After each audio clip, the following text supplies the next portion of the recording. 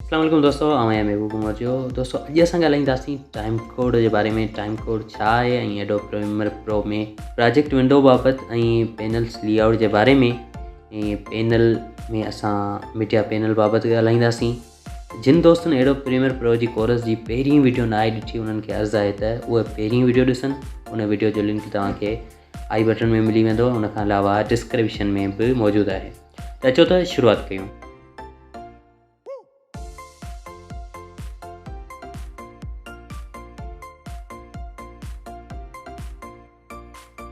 दोस्तों सभ खां पहिरीं असां ॻाल्हाईंदासीं टाइम कोड जे बारे में। टाइम कोड छा आहे? दोस्तों टाइम कोड हिकु घड़ी आहे, जीअं डिजिटल कलाक, पर हिकु डिजिटल कलाक में 3 मख़सूस हिसा हूंदा आहिनि, जिन में कलाक, मिंट ऐं सेकंड हूंदा आहिनि। जॾहिं 60 सेकंड थींदा आहिनि तॾहिं हिकिड़ो मिंट थी वेंदो आहे। पर हिन में 4 हिसा आहिनि: कलाक, मिंट, सेकंड ऐं फ्रेम। ऐं फ्रेम छा आहे? फ्रेम हिकु तस्वीर आहे, हिकिड़े फ़ोटूअ खे फ्रेम चयो वेंदो आहे। पर उन खां अलावा जेकॾहिं असां ॻाल्हायूं ग्लोबल स्टैंड जे बारे में, जेके ब्रॉडकास्ट जा आहिनि, जिन में असांजे मुल्क में या असांजा जेके मुल्क आहिनि एशिया में तक़रीबन जेको ग्लोबल स्टैंड हलंदो आहे उहो हूंदो आहे PAL, हुनखे चयो वेंदो आहे। उनजी रेज़ोल्यूशन जे बारे में पाण कोन था ॻाल्हायूं, पर उन जा फ्रेम्स हूंदा आहिनि तक़रीबन 25 पर सेकंड। 25 फ्रेम पर सेकंड, 25 FPS। मतिलबु त जेका कैमरा हिकिड़े सेकंड में 25 फ़ोटूं कढंदी आहे, उहा 25 फ्रेम मिली करे हिकिड़े सेकंड जी वीडियो ठाहींदा आहिनि।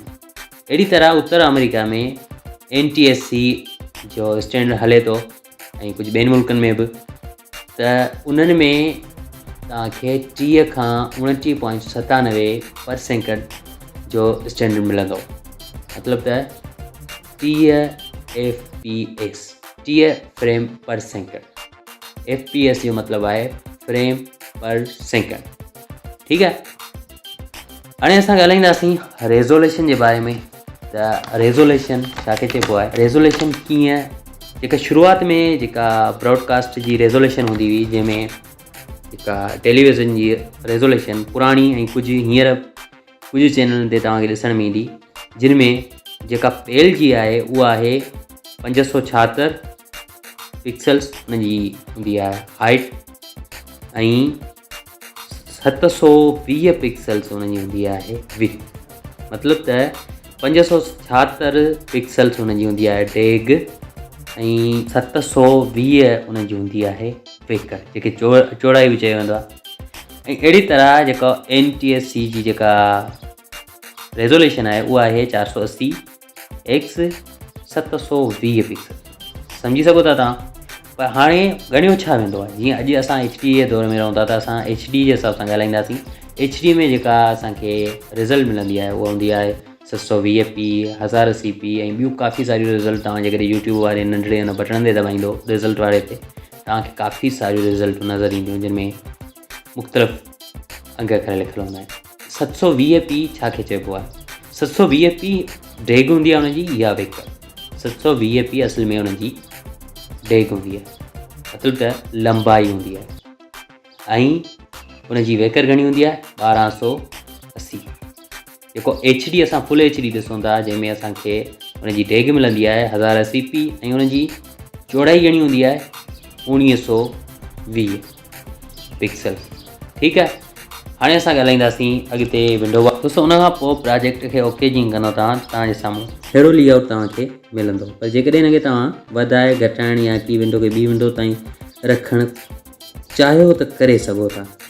की मिसाल तौरु हीअ जेका प्रोजेक्ट विंडो आहे, हिनखे आउं हटाए रहियो आहियां। जंहिं विंडो ते आउं सिलेक्ट कंदुसि उनखे चौधारी हिकिड़ी ब्लू लाइन अची वेंदी। हीअ ॾिसो, हिते अची करे तव्हां पैनल एडिट बि करे सघो था, को नओं पैनल ठाहे सघो था। मिसाल तौरु हीअ पैनल आहे, हिनखे जेकॾहिं आउं ख़तमु करणु चाहियां, हीअ प्रोग्राम पैनल आहे, ऐं त हिनखे आउं ख़तमु करे सघां थो। जेकॾहिं हिनजी विंडो खे आउं तव्हां ॿाहिरि कढणु चाहियां, मतिलबु त इहा LCD ते, त हिनखे आउं अनलॉक पैनल जीअं क्लिक कंदुसि त हीअ हिकिड़ी अलॻि विंडो ठही वई। हिनखे जिते चाहियां उते रखी सघां थो प्रीव्यू जांचण जे लाइ।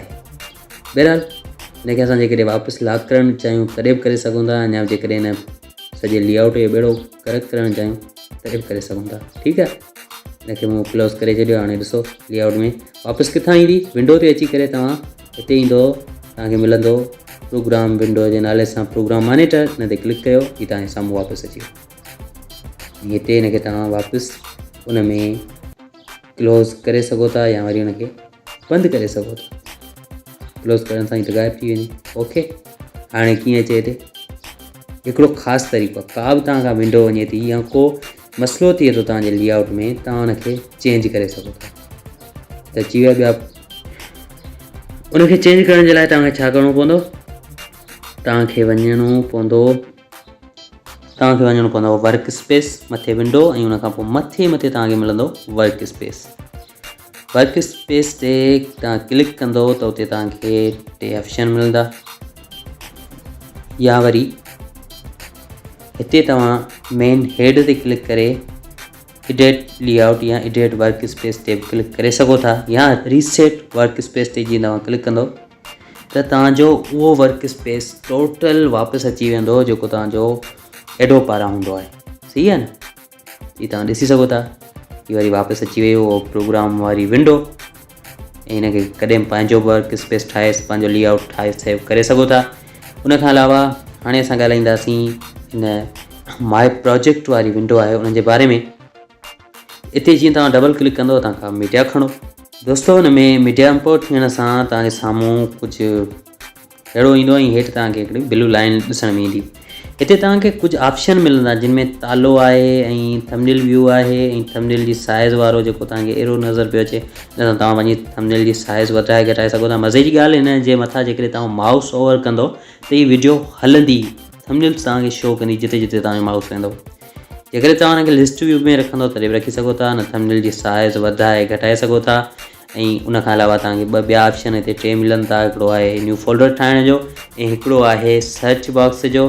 हिते जेको सो तव्हांखे ॿिया बि काफ़ी सारा आइटम मिलंदा जिन में तव्हां लेबल लॻाए सघो था वीडियो ते, ऐं उनखां अलावा तव्हां हिते ॿिया बि काफ़ी सारा कम करे सघो था, कॉपी पेस्ट हेठि ई उहो काफ़ी कुझु आहिनि। जेकॾहिं तव्हां हुनखे हलाइणु चाहींदो न, काफ़ी सारा हिते तव्हांखे ऑप्शन मिलंदा। तव्हां हिनखे लेबल लॻाइण, बहरहाल हिनखे लेबल ॾियण खे फ़िलहालु छॾियूं था। जेकॾहिं मूं हुनखे लॉक लॻायो, ॾिसो हिन प्रोजेक्ट खे जीअं मूं लॉक लॻायो त तव्हां ॾिसी सघो था त सॼो प्रोजेक्ट लॉक थी चुको आहे। ऐं हिन वीडियो खे जेकॾहिं आउं डिलीट करणु चाहियां डिलीट कोन थींदी, जेकॾहिं हिकु फोल्डर में विझणु चाहियां त फोल्डर में कोन ईंदी, टाइम लाइन में रखणु चाहियां तॾहिं कोन ईंदी, जेसिताईं हिन जो लॉक खुलियो न आहे। सर्च करियां थो ऐं सर्च में ॾिसां थो विंडो अचे थी, कोन आई उहा वीडियो, कोन आई सर्च में उहा वीडियो कोन आई। जेकॾहिं मूं लॉक खोलियो, हाणे जेकॾहिं आउं हुते फोल्डर ठाहिणु चाहियां या न्यू फाइल, न्यू बिन मतिलबु त न्यू फोल्डर, जेकॾहिं तव्हां को डायरेक्ट फोल्डर डेस्कटॉप तव्हां ड्रैग करे हिते ड्रॉप कंदो तॾहिं बि हिते फोल्डर ठही वेंदो, या वरी हिते पंहिंजो फोल्डर न्यू बिन ते क्लिक करे पंहिंजो फोल्डर ठाहे सघो था। हुन में तरतीब सां पंहिंजी वीडियो खे रखी सघो था। हिते तव्हां कंहिं फाइल ते डबल क्लिक करे हुनजे नाले ते डबल क्लिक कंदो त हुनखे रीनेम करे वधीक पंहिंजी सॼी मीडिया खे, पंहिंजे सॼे मवाद खे तरतीब सां रखी सघो था। अच्छा, उनखां पोइ हिते ॿिया बि कुझु ऑप्शन आहिनि, जीअं हिते बि हिकिड़ो तव्हांखे सर्च जो ऑप्शन मिलंदो ऐं मथे जेको बैक बटन आहे। जीअं आउं फोल्डर खोलियां थो त तव्हां ॾिसी सघो था त हाणे आउं किथे पइजी चुको आहियां, उन फोल्डर जे अंदरि जेको फोल्डर ख़ाली आहे।